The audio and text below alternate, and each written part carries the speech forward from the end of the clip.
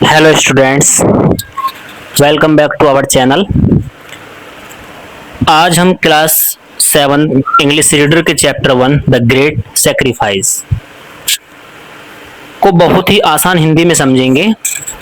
इस वीडियो में आप पूरी कहानी, कठिन शब्दों के अर्थ और इस कहानी से मिलने वाली शिक्षा जानेंगे, इसलिए वीडियो को अंत तक जरूर देखिए। तो चलिए शुरू करते हैं।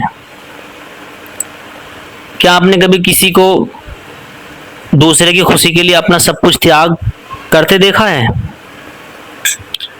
आज की कहानी एक ऐसे महान बलिदान की है जो हमें सेवा और मानवता का असली अर्थ सिखाती है।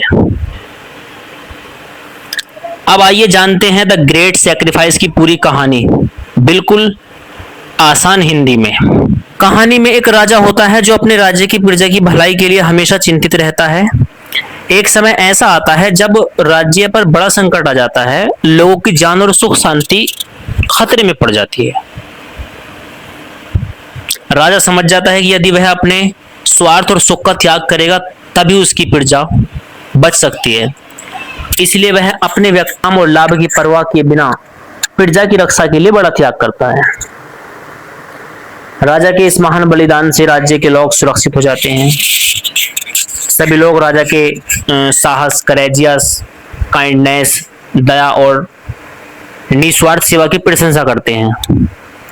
यही कारण है कि इस अध्याय का नाम the great sacrifice, the great महान सैक्रिफाइस बलिदान रखा गया। I was a Rajput woman and a nurse maid to Maharana Uday Singh second. The fourth son of Maharana Sangram Singh Rana Sanga. Full stop. देखिए यहाँ तक इसका अर्थ देखते हैं। पन्नाधाई वोज थी एक राजपूत वुमन औरत। पन्नाधाई एक राजपूत औरत थी। एंड और अ नर्स एक नर्स मेड थी। To Maharana Uday Singh second. आगे देखिए। द फोर्थ सन चौथा बेटा ऑफ का महाराणा संग्राम। अब देखिए इसमें क्या बताया गया है। इसमें ये बताया गया है कि पन्ना भाई एक राजपूत औरत थी और एक नर्स थी महाराणा उदय सिंह जो सेकंड थे। महाराणा उदय सिंह सेकंड की नर्स थी। और आगे बताया गया है the fourth son of Maharana Sangram Singh के जो चौथे बेटे थे महाराणा उदय सिंह सेकंड। तो ये जो थी पन्नाधाई जो राजपूत थी, ये औरत जो है एक नर्स थी। सी वह वो थी नॉन जानी जाती थी। फॉर लिए हर अपने लिए, वह अपने लिए जानी जाती थी। सैक्रिफाइस बलिदान के लिए, लॉयल्टी वफादारी एंड पैट्रियोटिज्म देशभक्ति। फॉर लिए हर अपने किंग राजा एंड मेवार। वह जानी जाती थी अपने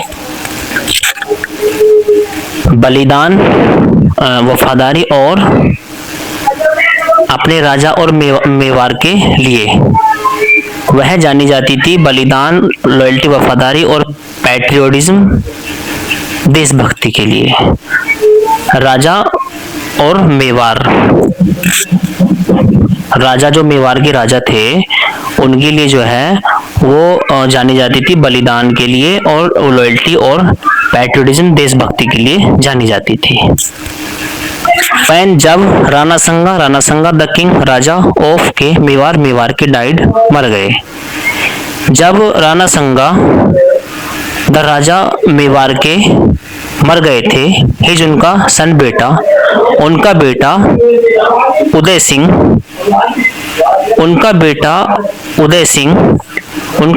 उदय सिंह वोज था अ मेयर चाइल्ड। उनका केवल एक ही बच्चा था। जब जब राणा सिंह मेवाड़ के राजा मर गए तो उनका जो बेटा था उदय सिंह, वो जो है एक मेयर चाइल्ड था, केवल वो अकेला बच्चा था।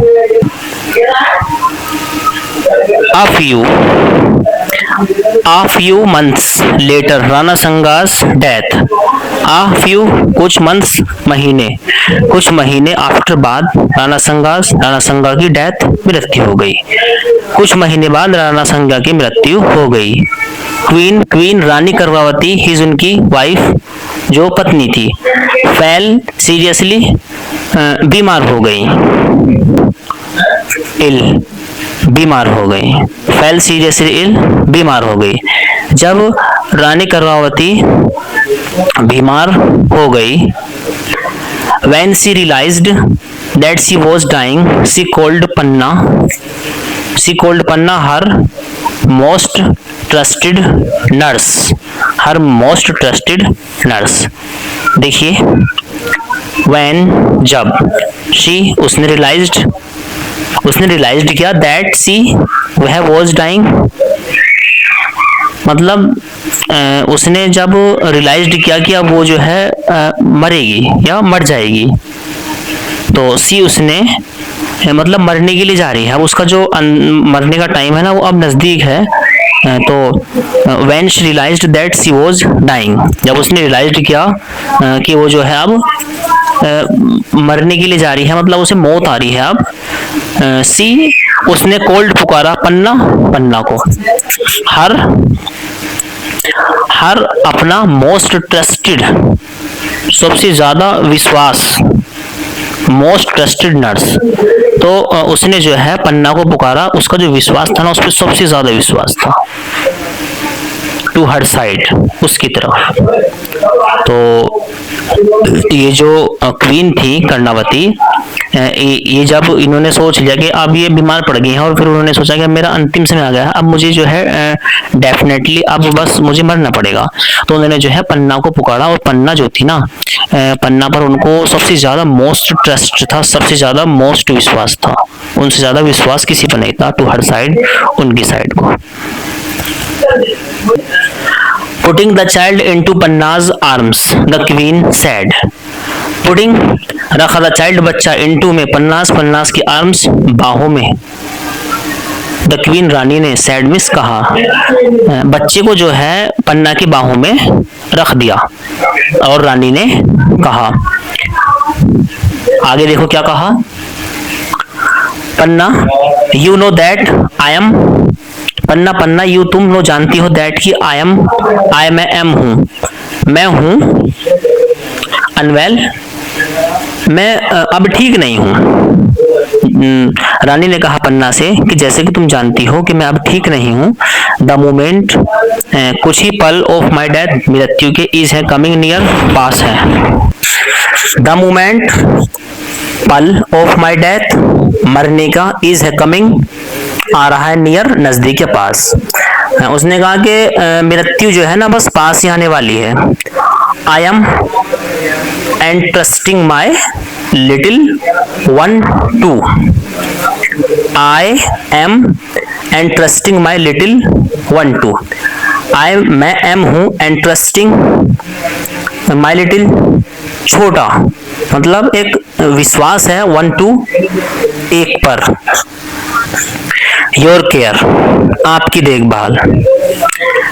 उसने कहा कि मैं जो है इंटरेस्टिंग हूँ और मेरा छोटा वन एक टू, मतलब जो मेरा बच्चा है, जो मेरा बेटा है, तो उसको जो देखभाल करना है ना, योर केयर, आपको देखभाल करना है।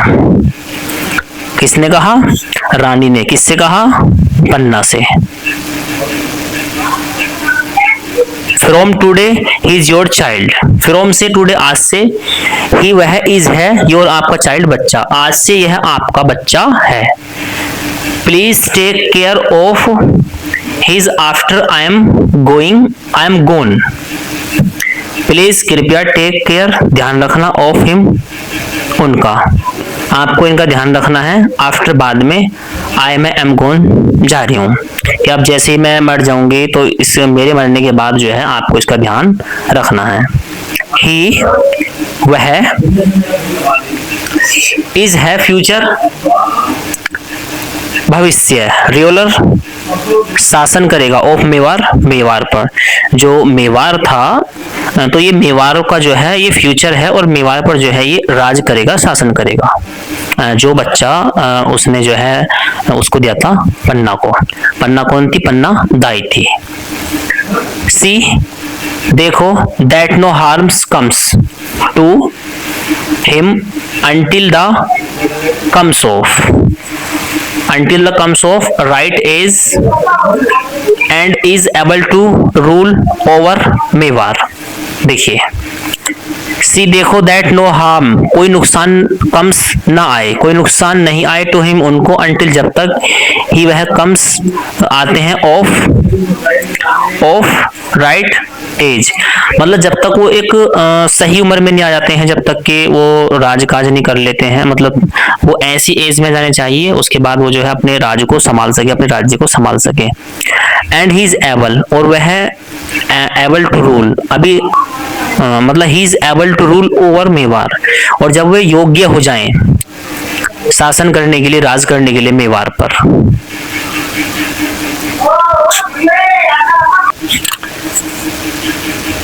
With tears in her eyes, with साथ, टीयर्स आंसू, इन हर आईज उसकी आंखों में आंसू, जैसे वो मतलब बच्चा उसको सौंप दिया तो उसकी आंखों में आंसू थे। पन्ना सेड, पन्ना ने कहा, ट्रस्ट मी मुझ पर विश्वास करो, माय डियर क्वीन मेरी प्रिय रानी, मुझ पर विश्वास करो। To keep him safe, to keep him safe, ये रहेगा सेफ, सुरक्षित, बिल्कुल कोई प्रॉब्लम को परेशानी आएगी, बिल्कुल सेफ रहेगा। आई मैं, shall not hesitate, I shall not hesitate even to give up my life to protect him। I मैं shall not नहीं, hesitate कभी hesitate होंगी, even to give up देने के लिए, मतलब कभी भी मैं हेजिटेट नहीं होंगी, गिव अप त्यागने के लिए, माई लाइफ अपना जीवन या अपनी जिंदगी, टू प्रोटेक्ट हिम मतलब इसमें ये कहा गया है कि मैं कभी भी हेजिटेट नहीं होंगी, कभी भी शर्माऊंगी नहीं, अगर यद्यपि गिव अप माई लाइफ मुझे अपनी जिंदगी त्यागनी पड़ जाए, टू प्रोटेक्ट हिम मतलब इस बच्चे के प्रोटेक्ट में, इस बच्चे के विपरीत में, इस बच्चे के प्रोटेक्ट में अगर मेरी जान भी चली जाए तो मैं अपनी लाइफ को त्याग दूंगी, लेकिन मैं कभी भी हेजिटेट नहीं करूंगी। I shall not hesitate even to give up, मैं कभी भी हेजिटेट नहीं करूंगी, गिव अप त्यागने, माई लाइफ अपनी जिंदगी को, टू प्रोटेक्ट हिम उनके प्रोटेक्ट में। May God bless you, may God खुदा, जैसे क्या मतलब खुदा आपका भला करे, इस तरीके से, जैसे तो ये मे गॉड मतलब एक तरीके से दुआ दी, आशीर्वाद दिया। मे गॉड ब्लेस यू मतलब खुदा आपको सलामत रखे। सेड द क्वीन, रानी ने कहा, एंड ब्रेथड सांस ली, हर लास्ट अंतिम आखिरी सांस। रानी ने कहा मे गॉड ब्लेस यू और उन्होंने अंतिम सांस ली, अब मतलब वो इस दुनिया को छोड़ करके चली गई। सो पन्ना, इसलिए पन्ना, ब्रॉड लाई उदय सिंह को अप अलोंग ऊपर लाई अकेली विधर अपने ओन सन, मतलब जो पन्ना थी ना उनका एक और बेटा था, ओन सन मतलब उनका जो बिल्कुल खुद का रियल सन बेटा था, उसको लाई, who was almost of the same age. अब वो जो पन्ना थी उनका भी एक बेटा था, अब वो जो बेटा था उसकी जो एज थी वो भी बिल्कुल सेम थी। तो पन्ना लाई उदय सिंह को ऊपर साथ, अलोंग विद अकेली साथ, और अपना बेटा हु वॉज ऑलमोस्ट जो के बिल्कुल सेम एज का था। सिंस उदय सिंह था अ मेयर चाइल्ड, उदय सिंह जो है एक मेयर चाइल्ड था और अकेला था, लेकिन अब वो दो हो गए, वो तो राजा का बेटा था, है ना। द राजपूत चीफ्स, अब जो राजपूत चीफ थे, राजपूत जो मंत्री थे, एट देयर मीटिंग, अब जैसे मान लो राजा भी मर गए और रानी भी मर गई, अब क्या होना है, तो अब ये देखा गया कि तख्त पर कौन बैठेगा, बादशाह कौन बनेगा, राजा कौन बनेगा। अब जो राजपूत घराने के चीफ थे, तो उन्होंने एक मीटिंग की, देयर मीटिंग। अब मीटिंग में उन्होंने नेम्ड बनवीर सिंह, अब जब मीटिंग हुई उन्होंने राय मशवरे किए कि अब कौन बादशाह बनेगा, कौन राजा बनेगा, तो उस मीटिंग में जो है उन्होंने बनबीर सिंह का नाम लिया। किसका नाम लिया? बनबीर सिंह का। As as the ruler of Mewar until Uday Singh came of the right age. देखो, Banbir Singh as a ruler मतलब राज करेगा जैसे मेवाड़ पर अंटिल उदय सिंह, जब तक के उदय सिंह केम आएगा ऑफ द राइट एज, मतलब जब तक के उदय सिंह अपनी असली एज में आ जाएगा, मतलब जैसे ही वो जवान हो जाएगा, 18-19 साल का हो जाएगा, तो तब जो जब तक वो अपनी राइट एज में नहीं आता ना, तो तब तक जो है ये जो बनबीर सिंह है ना, ये मेवाड़ पर अपना राजकाज करेंगे, बादशाहत करेंगे अपनी इस पर। आगे, बट बनबीर सिंह, लेकिन बनबीर अ रिलेटिव ऑफ उदय सिंह। अब देखिए बनबीर कौन है ये, इसमें बहुत सारे करेक्टर हैं, इसमें एक तो पन्नाधाई है और एक महाराणा उदय सिंह, तो यही है ना, और महाराणा संग्राम जो राजा थे, और क्वीन कर्णावती हैं। अब इसमें जो करेक्टर आया है बनबीर सिंह का आया है, but Banbir Singh a relative of Uday Singh. देखिए प्यारे बच्चों, ये बड़ा चैप्टर है, तो इस चैप्टर के जो है 3 पार्ट मिलेंगे आपको। 1 पार्ट अपडेटेड कर दिया गया है, तो आप पहले इस 1 पार्ट को देखिएगा, और उसके बाद जो है मैं दूसरी वीडियो अपलोड करूँगा, वो पार्ट 2 होगा। तो इस चैप्टर ये एक बड़ा चैप्टर हो जाएगा। ऐसे मान के चलो कि आप भी बोर हो जाओगे अगर मैं एक साथ कंप्लीट चैप्टर अपलोड कर दूँ, तो आप भी बोर हो सकते हो। तो क्यों ना कि 15-15 मिनट की आपको 3 वीडियो मिलेंगी इस चैप्टर में, तो आपको तीनों पार्ट इसके समझ में आ जाएँगे। अभी कंप्लीट स्टोरी नहीं हुई है, अभी फ़िलहाल बनावीर तक स्टोरी पहुँची है, तो धीरे-धीरे हम सेकंड पार्ट भी अपलोड करेंगे और आप उसमें देख सकते हैं सारी चीज़ें। उसके बाद हम अपना तीसरा पार्ट अपलोड करेंगे। तो देखिए, जैसा आप जानते हैं कि ये मैं आपको ये जो चैनल है हमारा, हमारे चैनल का नाम है लर्न इंग्लिश विद आली हसन खान। तो सबसे पहले तो मैं आपसे ये कहना चाहूँगा कि चाहे देखिए, ऐसा नहीं है कि ये जिस स्कूल में मैं फ़िलहाल किसी ने मुझे कमेंट किया कि सर आप ये बताइए कि आप टीचिंग कहाँ पे कर रहे हैं? तो मैंने बताया कि मैं टीचिंग फ़िलहाल एक इंटर कॉलेज में कर रहा हूँ। तो मैंने उनको बता दिया, लेकिन मैं ये कहना चाहूँगा कि ये जो कोर्स है इंग्लिश मीडियम, तो कोई ज़रूरी नहीं है कि ये जिसमें मैं टीचिंग कर रहा हूँ इसी में अवेलेबल है। ऐसा भी हो सकता है कि हिंदुस्तान के अंदर ना जाने किस कॉलेज या किस स्कूल में ये कोर्स अवेलेबल है। तो ऐसा नहीं कि हमारे स्कूल के ही बच्चे देखेंगे वीडियो को, और अ, देखने का मकसद क्या होता है? देखिए, देखने से क्या होता है? देखने से जो है, देखिए व्हाट इज़ द लैंग्वेज, मैंने एक वीडियो में आपको बताया था कि लैंग्वेज होती क्या है? लैंग्वेज क्या होती है? देखिए, इंग्लिश लैंग्वेज सीख रहे हैं हम। ये जो चैनल बनाया गया है इसमें ग्रामर की वीडियोज़, स्पीकिंग की वीडियोज़ एंड रीडिंग की वीडियोज़, ये तीनों वीडियो आपको मिलेंगी। अब देखिए, एक लैंग्वेज होती है इंग्लिश लैंग्वेज। तो इंग्लिश लैंग्वेज जो है ना, सबसे पहले आपसे इंग्लिश लिखनी आनी चाहिए। अब जब आप लिखनी सीख गए हैं, तो आपको रीडिंग आनी चाहिए। अब जब आप रीडिंग सीख गए हैं, तो आप जो है ना सामने वाला इंग्लिश में क्या बोल रहा, तो आपको समझ आनी चाहिए, या मैं इंग्लिश में क्या बोल रहा हूँ, हैं? या आप कोई भी इंग्लिश में बुक पढ़ रहे हैं, कोई पैराग्राफ पढ़ रहे हैं, तो आपको समझ आनी चाहिए, आपको उसकी हिंदी मीन्स आनी चाहिए, हैं? कोई भी स्टोरी है, कोई भी कहानी है, आप रीडिंग करते जा रहे हैं, लेकिन आपको इंग्लिश समझ नहीं आती, तो आपको इंग्लिश समझ आनी चाहिए, बोलनी भी आनी चाहिए, अंडरस्टैंडिंग होनी चाहिए। ऐसा नहीं कि बस रीडिंग रीडिंग आनी चाहिए। देखिए, मेरा कहने का जो मीन्स है वो ये है कि फ़िफ्थ क्लास से जो ऊपर के स्टूडेंट्स हैं, वो 5th, 6th, 7th, 8th, 5th से 12th तक के जो स्टूडेंट्स हैं ना, हर एक स्टूडेंट्स को जो है ना, जब वो चैप्टर पढ़ते हैं ना, तो उस चैप्टर की जो है ना उनको रीडिंग के साथ-साथ उसका अर्थ आना चाहिए। मैं ये नहीं कह रहा आपसे कि आप सारे चैप्टर को याद कर लो। ऐसा हो सकता है कि डिफ़िकल्ट वर्ड्स आ सकते हैं कि लेकिन आप फिर भी जैसे कि एक सेंटेंस आता है ना, तो उस सेंटेंस में जो है ना अ, आप हर एक सेंटेंस का अर्थ निकालने की कोशिश किया करो। जैसे I am going to Amroha, तो आई मीन्स क्या होता है, एम का मतलब क्या होता है, आई एम गोइंग का मतलब क्या होता है। तो आप इस तरह से जब अर्थ निकालोगे, आपको इतनी सारी वर्ड मीनिंग याद होंगी, तो आपकी जो मेन चीज़ क्या है, इंग्लिश आप जो है बुक्स पढ़ो, ग्रामर पढ़ो या स्पीकिंग सुनो, तो तभी तो इंग्लिश आएगी। ऐसा नहीं है कि आप चैप्टर से इंग्लिश नहीं सीख सकते, बहुत सारी वर्ड मीनिंग सीखेंगे, बहुत सारी चीज़ें सीखेंगे आप, वोकैब्युलरी सीखेंगे, क्योंकि एक चैप्टर जो तैयार होता है, तो वो जो है एक स्टोरी होती है, तो उस स्टोरी में न जाने कितनी वर्ड मीनिंग होती हैं और उसमें क्या स्टोरी होती है।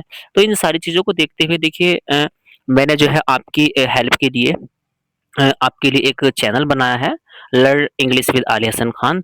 तो मेरा गाइज़ हो देखिए कोई भी वीडियो को देख सकते हैं। तो मेरा सबसे यही कहना है कि जो भी मेरी वीडियो आती है ना, उसको देखने से पहले आपको सबसे पहले क्या करना चाहिए? वीडियो को कहीं भी कोई भी स्किप ना करे। अगर आपने स्किप कर दी तो ना आपने स्किप कर दी तो वो मिस हो जाएगी, तो ऐसा नहीं होना चाहिए। जो भी वीडियो देखो आप स्टार्टिंग से, आपको कुछ ना कुछ सीखने को मिलेगा। ऐसी बात नहीं कि आपको कुछ सीखने के लिए नहीं मिलेगा। तो आपको चाहिए आपको वीडियो कहीं से स्किप नहीं करनी है। बस आपको बिल्कुल अटेंशनफुली ध्यान से समझना है और कोई प्रॉब्लम आती है जैसे भी आप कमेंट सेक्शन में बता सकते हैं या किसी टॉपिक्स पर कोई वीडियो बनवानी हो आपको ग्रामर या रीडिंग या फिर स्पीकिंग या आप कोई सेंटेंस नहीं बोल पा रहे, है ना? तो आप बता सकते हैं मैं आपके साथ हूँ आपकी मदद करने के लिए। तो देखिए मेरा यही बताना था आपसे कि आप जो है आपके लिए ये एक चैनल बनाया गया है। तो आप देखिए जैसे क्या स्कूल के अंदर तो मैं पढ़ाता हूँ आपको, आप सब जानते हैं। लेकिन कुछ स्टूडेंट्स ऐसे होते हैं कि वो स्कूल में समझ नहीं पाते। तो वो घर पे जाकर के अपना मोबाइल ऑन कर सकते हैं और जो मैंने चैप्टर पढ़ाया ना, तो आप उस चैप्टर को जो है देख सकते हैं। इससे क्या होगा जिन बच्चों से रीडिंग नहीं आती उनको रीडिंग भी आ जाएगी और जिनसे बोलना नहीं आता इंग्लिश वो बोलने में सीख जाएँगे, अर्थ भी निकालना सीख जाएँगे। हर चैप्टर में अगर मान लो आप 20 या 25 वर्ड मीनिंग याद भी करोगे ना, तो देखो किताब में कितने चैप्टर होते हैं, तो अभी से ही अपना बेस बना के चलिएगा इंग्लिश में, तो आगे आप कहीं भी और कभी भी मार नहीं खाएँगे। तो मेरा यही कहना आपसे कि आप ज़्यादा से ज़्यादा वीडियो को शेयर कीजिएगा और चैनल को सब्सक्राइब कीजिएगा और अगली पार्ट में जल्द से जल्द मिलते हैं। Okay, bye bye, thank you.